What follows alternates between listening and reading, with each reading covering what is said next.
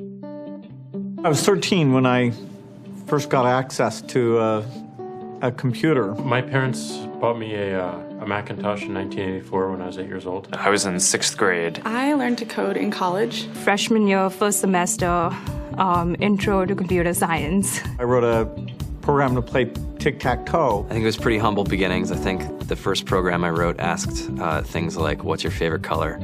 Or how old are you? I first learned how to make a green circle and a red square appear on the screen. The first time I actually had something come up and say, hello world, and I made a computer do that. It was just astonishing. Learning how to program didn't start off as wanting to learn all of computer science or trying to master this discipline or anything like that. It just started off because I wanted to do this one simple thing. I wanted to make something that was fun for myself and my sisters. And I wrote this little program and then basically just add a little bit to it. And then when I needed to learn something new, I looked it up either in a book or on the internet and then added a little bit to it. It's really not unlike kind of playing an instrument or something or playing a sport.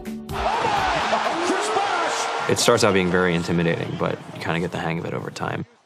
Coding is something that can be learned, and I know it can be intimidating. A lot of things are intimidating, but what isn't? A lot of the coding that people do is actually fairly simple. It's more about the process of breaking down problems than sort of coming up with complicated algorithms as people traditionally think about it. You don't have to be a genius to know how to code. You need to be determined. Addition, subtraction, that's about it. You should probably know your multiplication tables. You don't have to be a genius to code. Do you have to be a genius to read? Even if you want to become a race car driver or play baseball or build a house, all of these things have been turned upside down by software. What it is computers are everywhere. You want to work in agriculture? Do you want to work in entertainment? Do you want to work in manufacturing? It's just all over.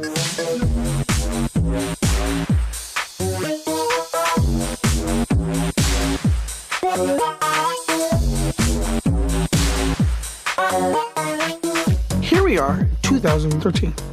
We all depend on technology to communicate, to bank, information, and none of us know how to read and write code.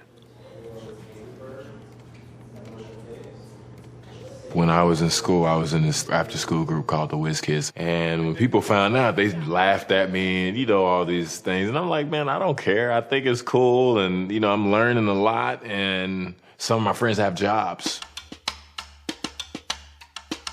Our policy is literally to hire as many talented engineers as we can find. The whole limit in the system is just that there just aren't enough people who are trained and have these skills today.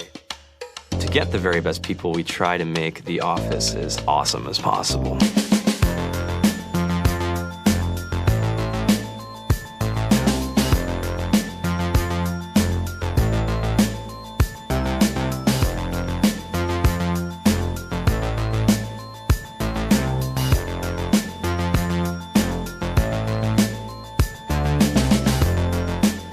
We have a fantastic chef.